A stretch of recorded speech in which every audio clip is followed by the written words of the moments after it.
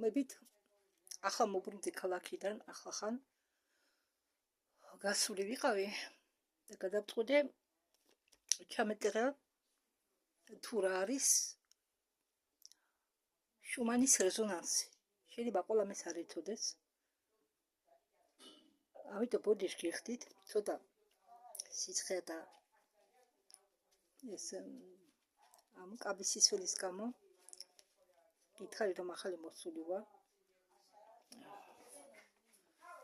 და ჯერ ცოტა ხმაურია, ამიტომ გადავწყვიტე შემდეგ გამომეცვალა, როდესაც ამას ჩავწერ და ვიდეოს ჩაწერას დავაყენებ. ატვირთვას უფრო სწორად. ახალი დგუმური შემოგვიერთდა. მაშ რა არის შუმანის რეზონანსი? შუმანის რეზონანსი ეს არის მოვლენა დგომიარე ელექტრომაგნიტური ტალღებისა, რომლებიც იქმნება სივრცეში დედამიწის და იონოსფეროს შორის. ჭექა მოქმედების ქვეშ. ეს გიგანტური სფერიული რეზონატორი შეიცავს თავში საკუთარ რეზონანსურ სიხშირეებს,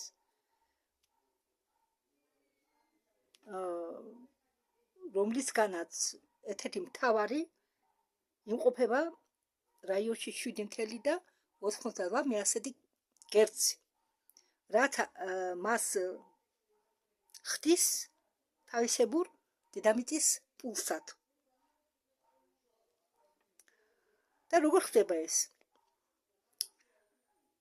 დედამიწის ზედაპირი და იონოსფერა მოქმედებენ როგორც ორი პროვოდნიკი, გამტარებელი ესე იგი.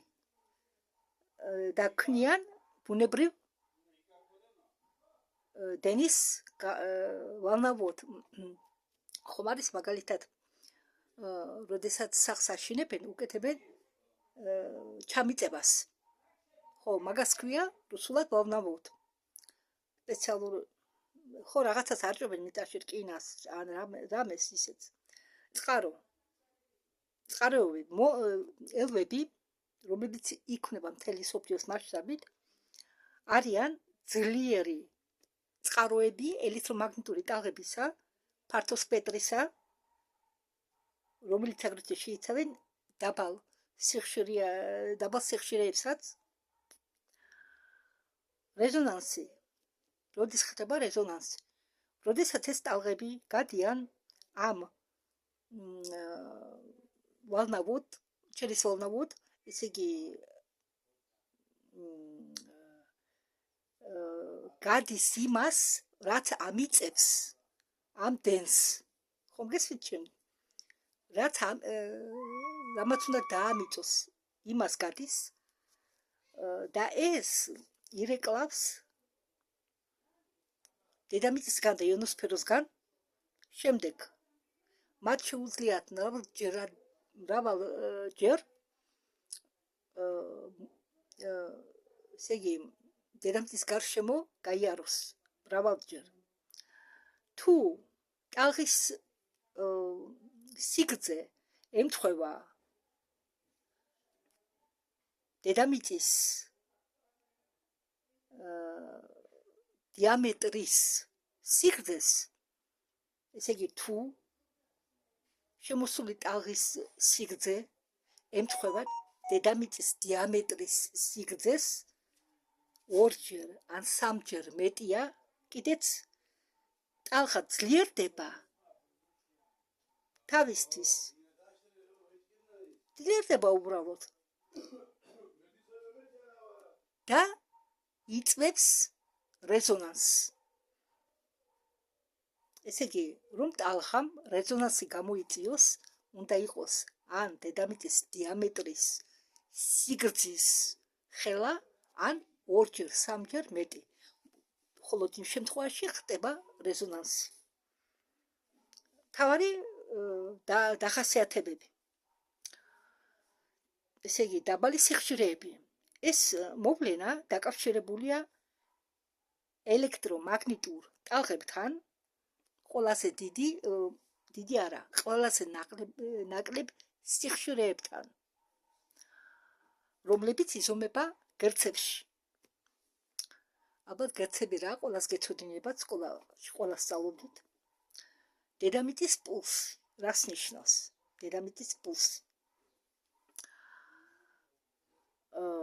ხო, ხშირად შუმანის რეზონანსს უწოდებენ დედამიწის პულსაციას. რადგან ის წარმოადგენს რაღაც ბაზურ რიტმს ელექტრომაგნიტური ველისა ჩვენი პლანეტისა. პროფესორად ჩვენი პლანეტის ელექტრომაგნიტური ველისა მე ხლა შევასწორებ უბრალოდ და ამის წინათ გადავთარგმნე პირდაპირ ჯერ. ხო, და შეიძლება ითქვას, ზუსტად გეტყვით, ესე იგი წარმოადგენს დედამიწის ელექტრომაგნიტური ველის ბაზურ რიტმს.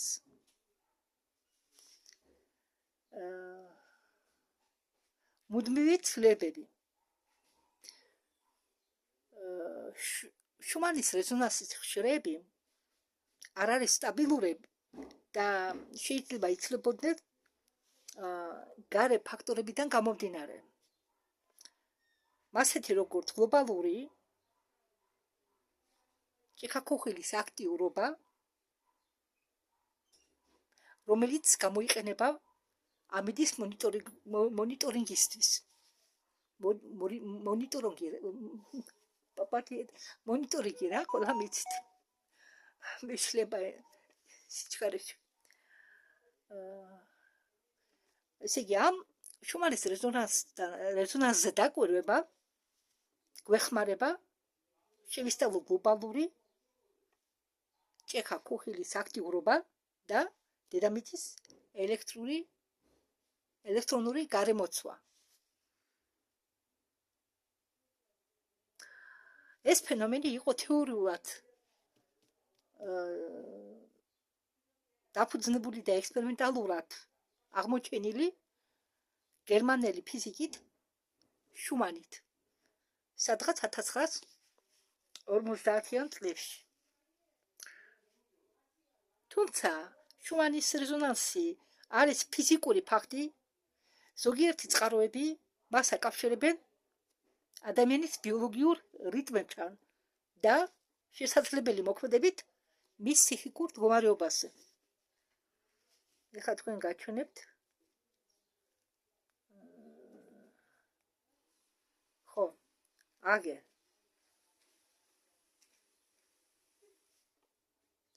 შეხედეთ, აგერ კარგად ნაჩვენებია. ვაცავად. შეხედეთ, ეს დედამიწა, ეს იონოსფერა, აგერ ლურჯად. ხურეთ? ეს ლურჯი ფერი არის იონოსფერა.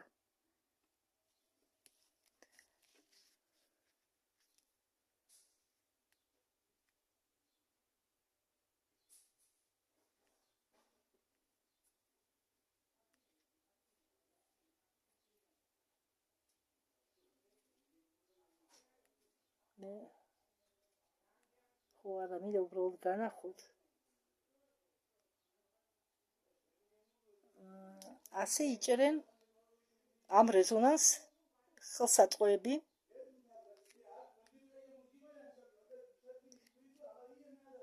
გრაფიკულად იძლევიან ასეთ სქემას,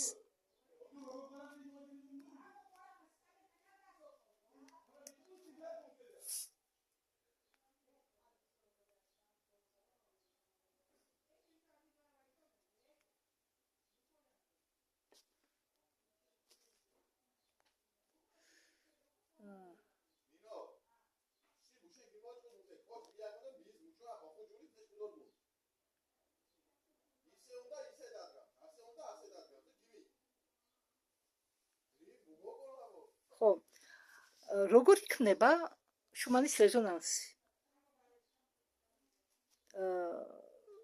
ყელის წყაროები, ეს არის ელვები, რომლებიც ხდება დედამიწაზე და რომლებიც ქმნიან ელექტრომაგნიტურ ტალღებს.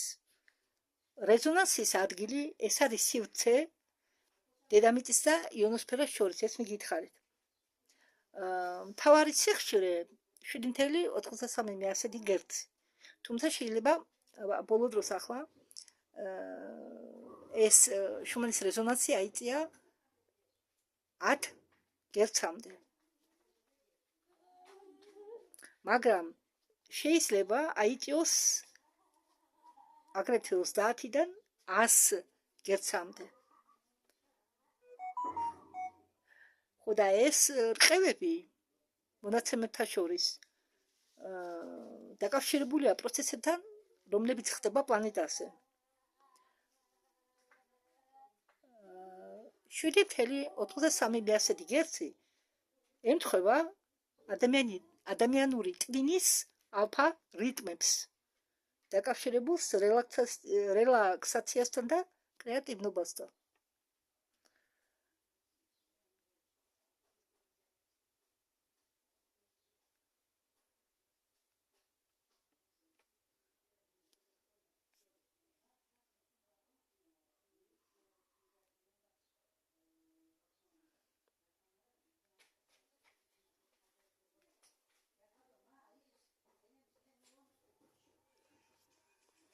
ხო და ადამიანისთვის ამ გერცის ნორმის მონაცემები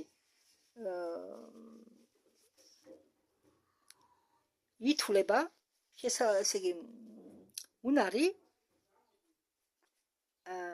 მიიღო გერები სიხშირულ დიაპაზონში 20-დან 20,000 გერცამდე. ხმები რომლებიც სიხშირე 20,000 გერცის ზევითაა, უწოდებენ ულტრა გერებს. ესე იგი თუ გერები 20-დან 20,000 გერცის ზევითაა, არის ულტრა ბგერა და თუ 20 გერცის დაბლა, ინფრა ბგერა.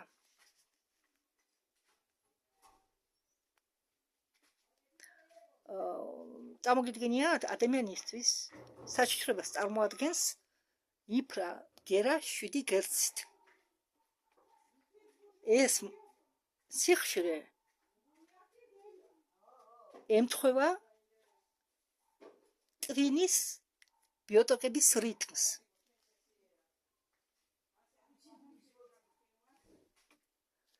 და სიხშირე 174 გერცი ითვლება ბუნებრივი ანესტეზია,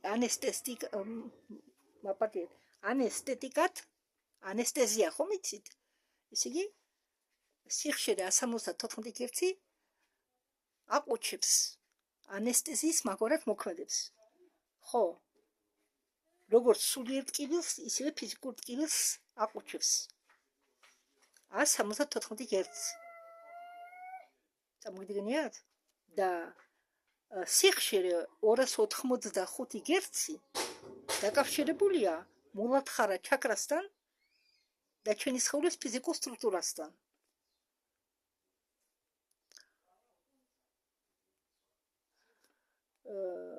იმისთვის რომ გაიწმინდოს თქვენმა სხეულმა და შენობა ნეგატიური ენერგიისაგან 417 გერცი, ესე იგი ეს არის სოლფეჯიოს სიხშირე, ცნობილია თავისი ეფექტით ნეგატიური ენერგიის ნეიტრალიზაციის შენობებში, ადამიანის და ცხოველების სხეულებში. 417 გერცი სიხშირის გერცი, რომელიც აგრეთვე არის სოლფეჯიოს გერცი. კიდე გავიმეორებ, რომ 417 გერცი წმინდა სხეულს და შენობებს, 285 გერცი დაკავშირებულია მულადხარა ჩაკრასთან და ფიზიკური სხეულის, ჩვენი ადამიანების სხეულის სტრუქტურასთან, 174 გერცი კი ითვლება ბუნებრივ გამაყუჩებლად.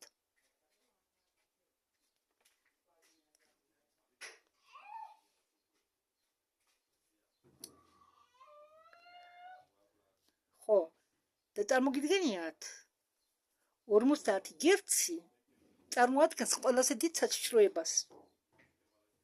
ის იწვევს გულის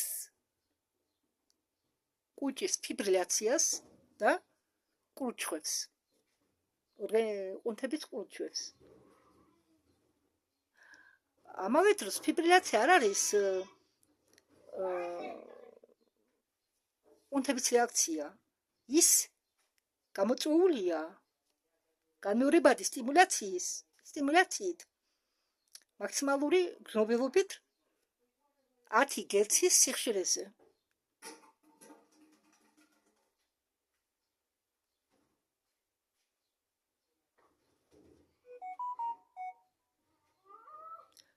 და სამკურნალო მედიტაცია რა დროსაც გაისმის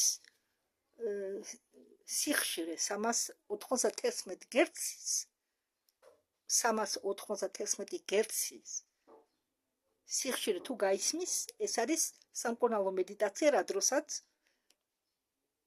სხვათაშორის ეს არის ძალიან ძლიერი სეანსი და ამ დროს ორგანიზმში და წინ შორდება ნეგატიური აზრები, ემოციები, პროგრამები და ბლოკები.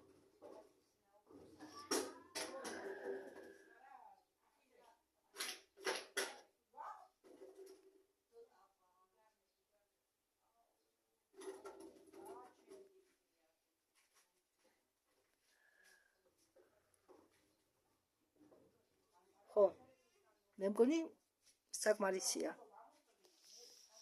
მადლობთ ყურადღებისთვის.